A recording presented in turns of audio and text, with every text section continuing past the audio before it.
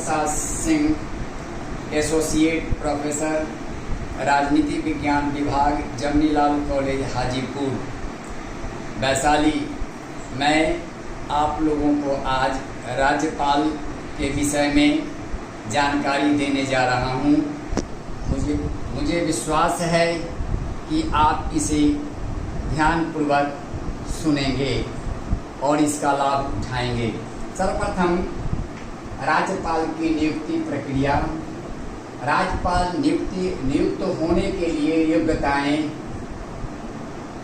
उनका वेतन, राज्यपाल की शक्तियां, अधिकार एवं वास्तविक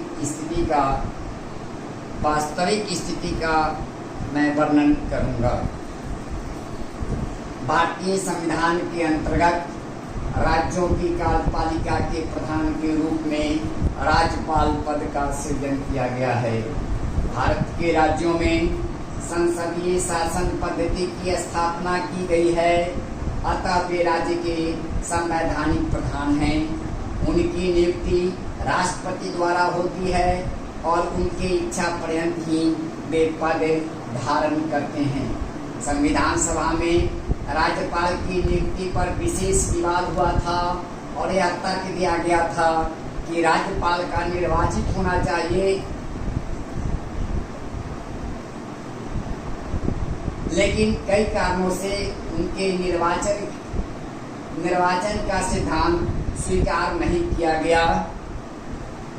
सर्वप्रथम यह कहा गया, तर्क दिया गया कि यदि राज्यपाल पद के लिए चुनाव होता है तो वह व्यक्तिगत आधार पर संघर्ष रूप लेकर राज्य की जनता द्वारा राजनीतिक सदाचार पर अच्छा प्रभाव नहीं डाल सकेगा। दूसरा, यदि वे निर्वाचित होते हैं तो वह अपने को राज्य के मुख्यमंत्री से अधिक प्रभावशाली समझेंगे, जिसका परिणाम दोनों में विवाद हो सकता है, जो संसदीय शासन के लिए ठीक नहीं।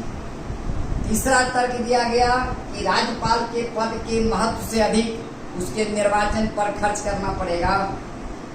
चौथा, कि राज्यपाल राष्ट्रपति के अधिकर्ता के रूप में कार्य करते हैं, अतः उनकी नियुक्ति केंद्रीय सरकार द्वारा होनी चाहिए। अंततः नियुक्ति से उनका पद राजनीति से ऊपर उठ जाता है और वह अपने कर्तव्यों का स्वतंत्रता पूर्वक पालन करते हैं। अब राज्यपाल की योग्यताएं होनी चाहिए। आप जानते हैं कि योग्यता बहुत आवश्यक चीज है। सबसे पहले राज्यपाल होने के लिए प्रत्याशी को भारत का नागरिक होना चाहिए। उनकी उम्र यानी राज्यपाल की उम्र कम से कम 35 वर्ष होनी चाहिए या उससे अधिक हो, कम नहीं होना चाहिए। तीसरा है कि उन्हें न तो संसद के किसी सदन का और न ही राज्य के विधानमंडल का सदस्य होना चाहिए। चौथा है योग्यता के साथ ही साथ वे कोई लाभ के पद धारण नहीं किए हों। अगर वे यह ज्ञात है या जान लीजिए कि अगर वे किसी लाभ के पद पर हैं तो जिस दिन उन्हें शपथ दिलाया जाता है उसी दिन से वह पद रिक्त समझा जाता है। जैसा कि आपको ज्ञात है, यह भी जान लेना यहाँ पर आवश्यक है कि राज्यपाल एक संवैधानिक प्रधान हैं और उन्हें अपने कार्यों में सहायता एवं परामर्श देने के लिए एक मंत्री परिषद की जरूरत होती है। अतः राज्यपाल की भूमिका के संबंध में विचार विमर्श करते समय यह ध्यान में रखना होगा कि राज्यपाल की शक्तियों का वास्तविक प्रयोग मंत्री परिषद द्वारा होता है, जिसका प्रधान मुख्यमंत्री होता है। अब आपको मैं पढ़ाऊंगा वेतन के संबंध में। राज्यपाल को प्रतिमाह 1 जनवरी 2016 से राज्यपाल का प्रतिमाह 3.5 लाख रुपए वेतन मिलता है और उन्हें निःशुल्क निवास स्थान मिलता है, जिसे राजभवन कहा जाता है। अब राज्यपाल की शक्तियों के बारे में हम अध्ययन करेंगे। सबसे पहले राज्यपाल को कार्यपालिका शक्ति संविधान द्वारा प्रदान किया गया है। सर्वप्रथम राज्यपाल के हाथों में कार्यपालिका शक्ति निहित है।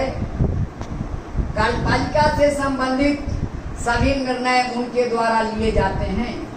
वे मुख्यमंत्री की नियुक्ति करते हैं तथा मुख्यमंत्री के परामर्श पर अन्य मंत्रियों की नियुक्ति करते हैं। राज्य के महाधिवक्ता राज्य लोक सेवा आयोग के अध्यक्ष एवं सदस्यगण तथा अन्य महत्वपूर्ण पदाधिकारियों की नियुक्ति करते हैं। लेकिन यहाँ यह भी ध्यान में रखना होगा कि इन सभी शक्तियों का प्रयोग करने में वे स्वतंत्र मानी राज्यपाल स्वतंत्र नहीं है। उन्हें मंत्री परिषद के परामर्श पर ही कार्यों का संपादन करना पड़ता है। दूसरी शक्तियां राज्यपाल को जो दी गई है वो विधायी संबंधी शक्तियां राज्यपाल को संविधान द्वारा दिया गया है।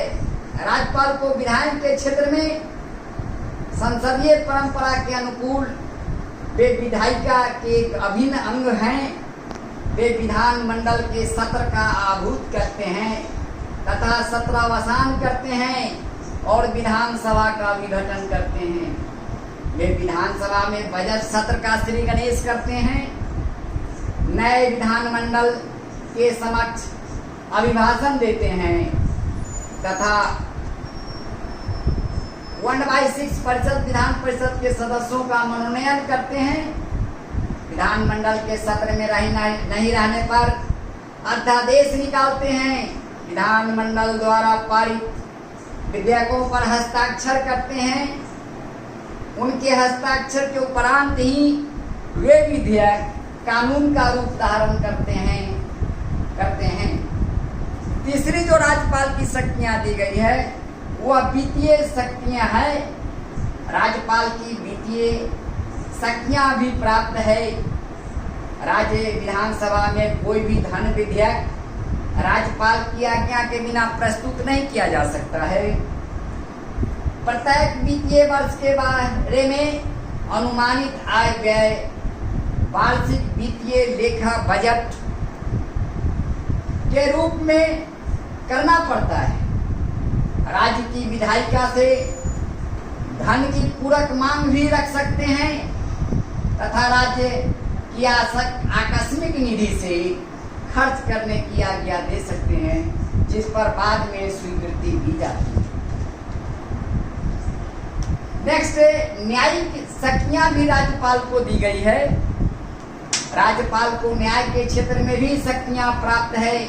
वे किसी व्यक्ति के दंड को क्षमा कर सकते हैं, दंड को कम कर सकते हैं, उसमें छूट देने तथा दंड को स्थगित करने का अधिकार रखते हैं। जो उसे राज्य की कार्यपालिका शक्ति से संबंधित किसी मामले में कानून के उल्लंघन के कारण मिली हो। राष्ट्रपति द्वारा राज्य के उच्च न्यायालय या न्यायाधीशों की नियुक्ति में उनसे सलाह ली जाती है। यानी उच्च न्यायालय में विभिन्न जजों की जो नियुक्ति होती है उसमें राज्यपाल से सलाह ली जाती है। राज्य के अधीनस्थ न्यायालय में के न्यायाधीशों की नियुक्ति में उच्च न्यायालय एवं लोक सेवा आयोग के सिफारिश पर राज्यपाल द्वारा की जाती है। कहने का अर्थ यह हुआ कि अधीनस्थ न्यायालय के न्यायाधीशों की जब नियुक्ति होगी उस समय राज्यपाल से सलाह ली जाएगी। शिक्षा के क्षेत्र में नेक्स्ट पॉइंट है, शिक्षा के क्षेत्र में राज्यपाल की शक्तियां काफी सम्मानपूर्वक दी गई है। उन्हें राज्य के कुलाधिपति के रूप में उनको स्थान दिया गया। वे राज्य के कुलाधिपति हैं तथा राज्य के अंतर्गत जितने भी विश्वविद्यालय हैं विश्वविद्यालय हैं उनके कुलपतियों की नियुक्ति राज्यपाल की महोदय के द्वारा ही की जाती है। अतः शैक्षणिक क्षेत्र में उनकी भूमिका बहुत ही महत्वपूर्ण है। तो अब स्वविवेक का अधिकार, जो शक्तियां हैं सुविवेक संबंधी, जो राज्यपाल की स्वविवेक संबंधी जो राज्यपाल की शक्तियां दी गई है वह काफी महत्वपूर्ण है। संविधान में राज्यपाल को कुछ विवेकाधीन शक्तियों का पहले अनुमान लगाया जा सकता है। जो यह सुविवेक शक्तियां जो है वह छठी सूची के अंतर्गत 2 अनुच्छेदों 9(2) और 18(3) के अंतर्गत ही झारखंड के खानों की रॉयल्टी से प्राप्त आय के बारे में तथा पिछड़े क्षेत्र के प्रशासन के संबंध में असम के राज्यपाल को ऐसा अधिकार प्राप्त पहले था। लेकिन अभी हाल में ही कर्नाटक की स्थिति को भी आप जानते होंगे, जहां विवेकाधीन शक्तियों का सहारा लिया जा गया है। सबसे पहले तो राज्यपाल मुख्यमंत्री की नियुक्ति में अपना स्वविवेक का अधिकार का प्रयोग करेंगे। वैसे बहुमत दल के नेता को ही वे विधानमंडल में या कहिए कि विधानसभा में बहुमत दल के नेता को ही वह मुख्यमंत्री पद के लिए आमंत्रित करेंगे। लेकिन उस समय स्थिति जब किसी दल को स्पष्ट बहुमत नहीं मिलता है और विभिन्न दलों से नेता चुन लिए जाते हैं, उस समय राज्यपाल ये स्वविवेक शक्तियां जो है वह काफी बढ़ जाता है। क्योंकि उस समय अगर किसी को स्पष्ट बहुमत नहीं है तो अपना वो स्वविवेक का सहारा लेकर किसी भी दूसरे दल को भी मुख्यमंत्री के लिए आमंत्रित कर सकते हैं। वैसे 2004 में भी इस तरह का उत्पत्ति जो उत्पन्न हुआ था, जिसका प्रयोग राष्ट्रपति के इच्छा अनुसार उनसे आदेश लेकर स्वविवेक शक्तियां का प्रयोग किया था।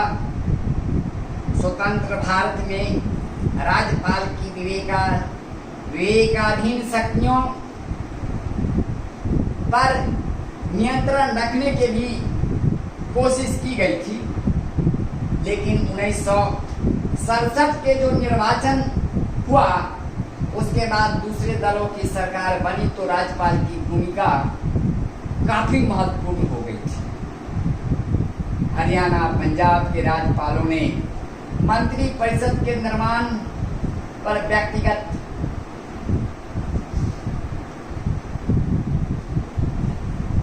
ऐसे कदम उठाए जो संवैधानिक प्रावधानों के विपरीत था। इसके उपरांत राज्यपाल की स्वविवेकाधीन शक्तियां विवादास्पद बनी। राष्ट्रपति की तरह ही राज्यपाल की स्थिति के संबंध में सिद्धांत और वास्तविकता में बड़ा अंतर है। राज्यपाल राज्य के अध्यक्ष हैं, परंतु वे व्यवहार में संवैधानिक अध्यक्ष हैं। उन्हें वास्तविक शक्तियां प्राप्त नहीं है और उन्हें सदैव मंत्री परिषद के परामर्श पर ही कार्य करना है। साथ ही वे केंद्रीय सरकार के प्रतिनिधि के रूप में कार्य करते हैं। सुनील कुमार बनाम पश्चिम बंगाल मुकदमे में ठीक ही कहा गया था कि वर्तमान संविधान के अंतर्गत राज्यपाल मंत्रियों के परामर्श के विरुद्ध कोई कार्य नहीं कर सकते। इस प्रकार की सामान्य स्थिति में राज्यपाल से मंत्रियों की सलाह पर चलने की आशा की गई है। राज्यपाल का कोई उत्तरदायित्व नहीं है। इसलिए उनके पास वास्तविक शक्ति भी नहीं है। किंतु कई ऐसे अवसर आते हैं जहां पर राज्यपाल को कुछ विशेष रूप से निर्णय लेना पड़ सकता है। ऐसी परिस्थिति सर्वप्रथम मंत्रिपरिषद के निर्माण के संबंध में आता है। मुख्यमंत्री के रूप में किसकी नियुक्ति करें? संवैधानिक प्रावधानों के अनुसार उन्हें उसी व्यक्ति को मुख्यमंत्री नियुक्त करना है जो बहुमत दल का नेता होगा। जब विधानसभा में किसी दल को स्पष्ट बहुमत प्राप्त न हो, वैसी हालत में क्या होगा? वर्तमान मंत्रिपरिषद के विरुद्ध अविश्वास का प्रस्ताव पारित हुआ तो मुख्यमंत्री के परामर्श पर विधानसभा का विघटन हो अथवा वैकल्पिक सरकार का निर्माण किया जाए। ऐसे विवादास्पद प्रश्न हैं जिनके संबंध में निर्णय लेने में काफी कठिनाई हो सकती है। इसके साथ ही साथ जब राज्य में राष्ट्रपति शासन लागू हो तब राज्यपाल की भूमिका और भी महत्वपूर्ण हो जाती है, क्योंकि उस समय सारे धारा 356 में के अनुसार जब राज्य में राष्ट्रपति शासन लागू किया जाता है तो उस समय सारे अधिकार वो राज्यपाल के हाथों में आ जाती है। उस समय भी अपना निर्णय ले सकते हैं। वहाँ उनकी भूमिका काफी ही महत्वपूर्ण एवं मजबूत हो जाती है। इस संदर्भ में राजमन्नार समिति और भारतीय प्रशासकीय आयोग का उल्लेख यहाँ आप लोग के सामने करना आवश्यक होगा।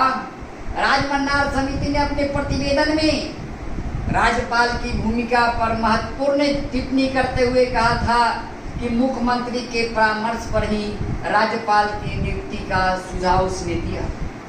भारतीय प्रशासकीय आयोग ने भी राज्यपाल के लिए चरित्र संहिता के निर्माण पर बल दिया तथा अन्य कई सुझाव दिए। मुख्यमंत्री के प्रस्ताव पर उनकी नियुक्ति न्यायाधीशों को राज्यपाल के रूप में नियुक्ति नहीं करने का सुझाव दिया, लेकिन आयोग की सिफारिशें उस समय दी गई थी जब राज्यों में सम्मिलित सरकारें थी। 1975 के जून में मैंने कहा कि संकट काल की घोषणा की गई थी। उस समय केंद्रीय सरकारें और राज्यों के बीच विरोध की गुंजाइश नहीं रह गई थी। सारे अधिकार राज्यपाल के पास थे। उस समय भी राज्यपाल के लिए चरित्र निर्माण की बात या चरित्र के विषय में संहिता के निर्माण की बात कही गई थी।